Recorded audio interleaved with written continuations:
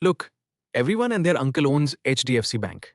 They call it the safe nifty heavyweight, a forever stock. And maybe they're right.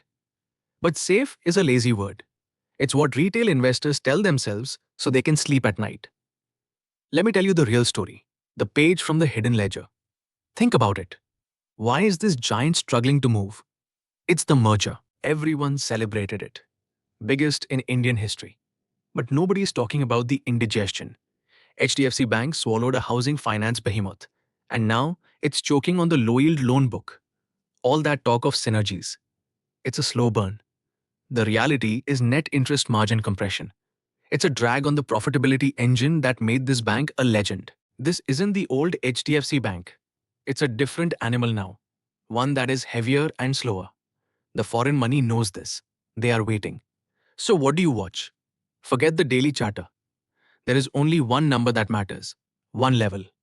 1,720 rupees. It's not just a number. It's a psychological wall. For over a year, this has been the ceiling. The big institutions, the FIIs, they test it, they sell at it. Until this stock can break 1,720 rupees and hold above it with serious conviction, it's just dead money. It tells you the market still doesn't believe the merger pains are over. So don't just buy the brand. Understand the balance sheet. Watch the price action. Because the market is telling you a secret, but only if you're willing to listen.